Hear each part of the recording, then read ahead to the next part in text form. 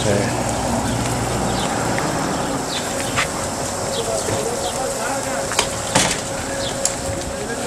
So they say you're a technophobe. I just try not to spend too much time during the day on the computer. Otherwise, I don't get out here. Did you want to say anything about this project? Well, what do you want to know? Well, how did it start? When and why? So we've been here over 3 years now. We broke ground, I think, in February, more than 3 years ago now. And it's kind of, we're trying to do a lot of different things here. It's kind of an experiment to see what medicinal plants will grow. We have kind of training in kind of eclectic healing traditions, and so we got kind of plants from all over the world, and we're trying to see what grows well here, what's worth growing, how much yield we can get from, because we're a pretty small, fairly small space, we're here in the city. And did you want to walk me around to show me kind of Sure. what's coming up? Kind of towards the end of our season for our chamomile this year. It's already getting warm, and so a lot of seed. Goji berries also. We've not taken quite as much advantage of the harvest this year, but we got a fair amount that we're trying to dry out right now. You're part of this project too? I am.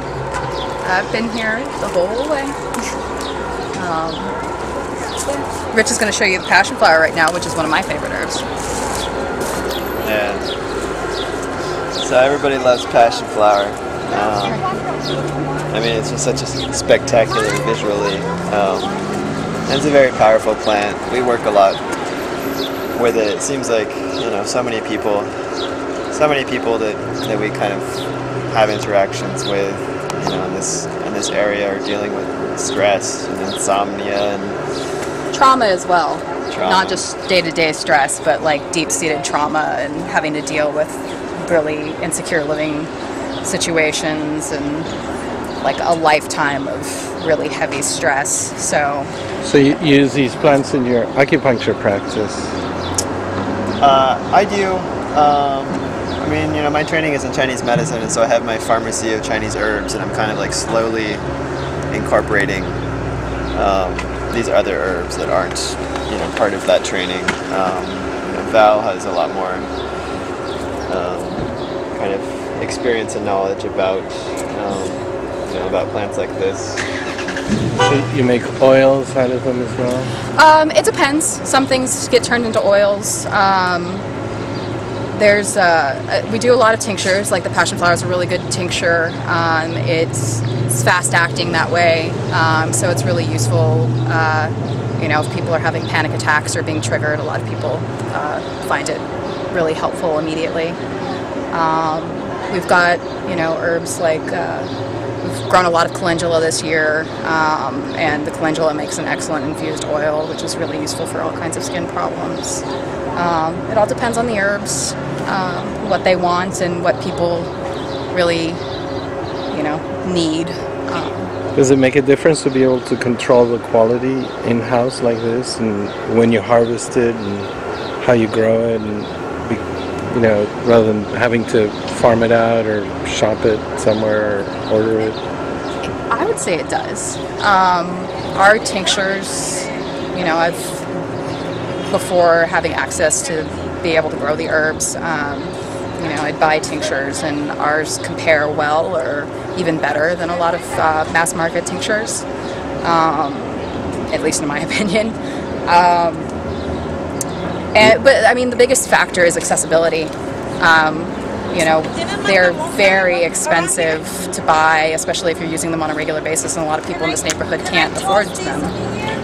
When you say they are favorable in comparison, you mean by the results that you get from them, that people experience? Yeah, results are one thing, but it's kind of also just like how much of the plant that you can really experience through the extract. So, you know, like there's kind of more complexity in the flavors a lot of times in the herbs that we've made, and in the extracts that we've made. You know, and there's a variety of reasons for that. You know, with some herbs, they actually like to not be treated so well, you know, so they produce more oils, more of their like volatile components in an environment that might be a little more hostile. And that's one of the things that we're always working on here, is learning what's going to, you know, not only make the plants happy, but also help them be better medicine.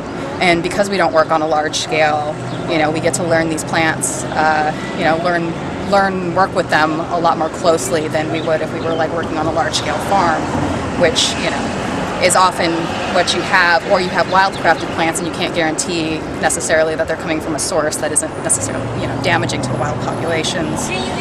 So there's a lot of bonuses to this. So you can get in tune with the plants in a way that you couldn't if you're just buying a... Yeah, and that's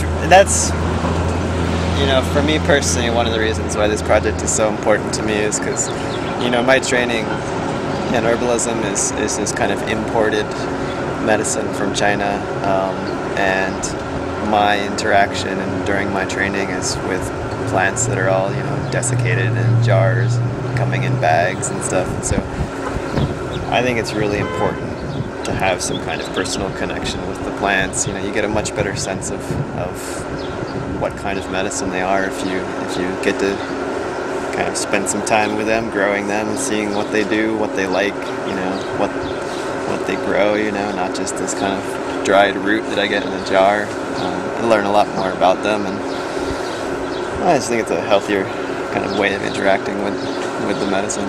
And you interact with the community a lot more, right? Because... Yeah, and that's what's so great about this project, and I feel like, you know,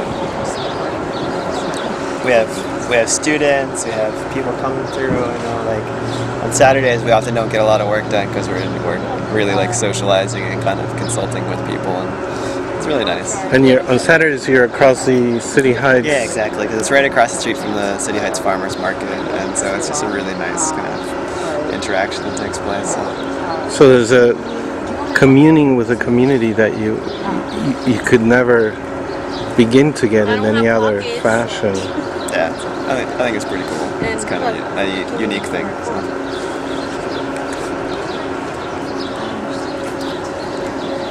Thank you.